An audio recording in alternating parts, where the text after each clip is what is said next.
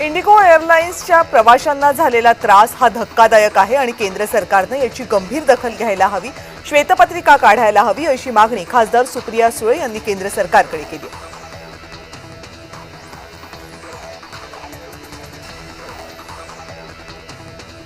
इंडिगोच्या या संपूर्ण प्रकरणासाठी केंद्र सरकारच जबाबदार आहे. इंडिगोच्या एअरलाइन्स मधल्या बिघाडामुळे प्रवाशांना प्रचंड मनस्ताप सहन करावा लागला असं वर्षा गायकवाड यांनी म्हटलंय. इंडिगोनं मोनोपोली तयार केलेली आहे, याचा नागरिकांना लोकांना त्रास सहन करावा लागला असा आरोपही खासदार वर्षा गायकवाड यांनी केलाय.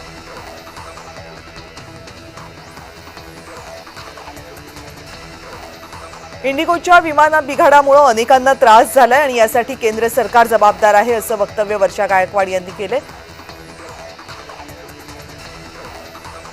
आणि नगरपालिका निवडणुकांच्या रणधुमाळीतून मोकळं झाल्यानंतर मंत्री भरत गोगावले यांनी कार्यकर्त्यांशी मुक्त चर्चा केली आहे. कोलाड नाक्यावर कार्यकर्त्यांशी गप्पा मारत गोगावलेंनी वडापाव आणि भजीचा आस्वाद घेतला.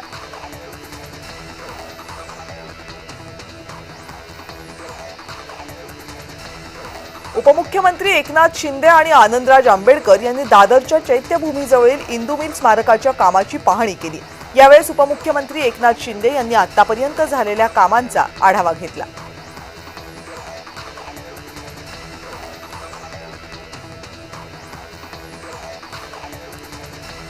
डॉक्टर बाबासाहेब आंबेडकर यांच्या महापरिनिर्वाण दिनानिमित्त अकोल्यामध्ये अभिवादन रॅलीचं आयोजन करण्यात आलं. या रॅलीला काँग्रेसच्या नेत्या यशोमती ठाकूर यांनी उपस्थिती लावली.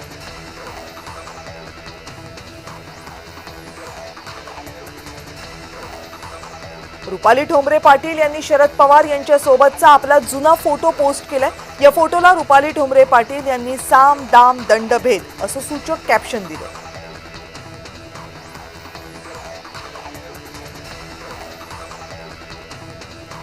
महापरिनिर्वाण दिनानिमित्त डॉक्टर बाबासाहेब आंबेडकर यांना विजय वडेट्टीवार यांनीही अभिवादन केलं. दीक्षाभूमी इथं आंबेडकरांच्या पुतळ्याला पुष्पहार अर्पण करून त्यांनी पुष्पांजली वाहिली.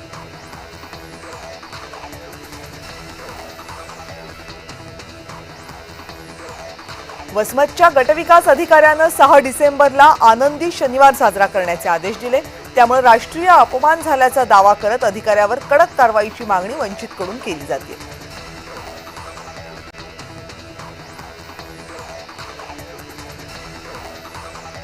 डॉक्टर बाबासाहेब आंबेडकर यांचं इंदू मिल मधील राष्ट्रीय स्मारकाचं काम केव्हा पूर्ण करणार, तारीख आणि वेळ जाहीर करा अशी मागणी रिपब्लिकन पक्ष खरात गटाचे सचिन खरात यांनी केली.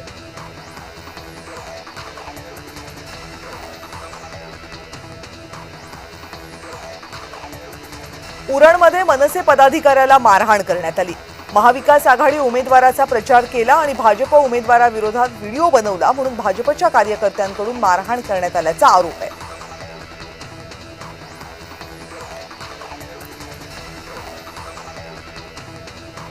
नाशिकमध्ये तपोवनातील झाडं तोडून होणाऱ्या प्रदर्शन केंद्राच्या निविदा प्रक्रियेला शेवटी स्थगिती देण्यात आली आहे. मंत्री गिरीश महाजन यांनी नाशिकमध्ये या संदर्भातली माहिती दिली.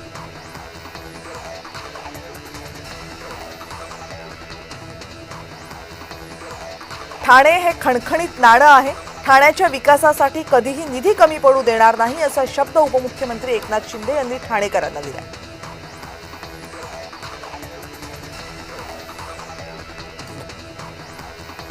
अहिल्यानगरच्या स्थानिक निवडणुकांमध्ये ठाकरे गटाच्या उमेदवारीसाठी इच्छुकांनी गर्दी केली आहे.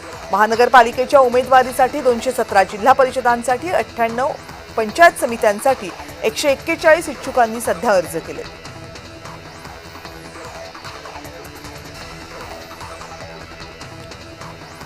आणि ज्येष्ठ समाजवादी नेते बाबा आढाव यांना रुग्णालयात दाखल करण्यात आले.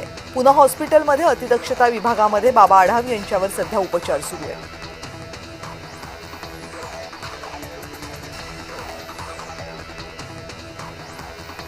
संभाजीनगरमध्ये महावितरणच्या 45,000 सौर कृषी पंपाचं वितरण करण्यात आलं.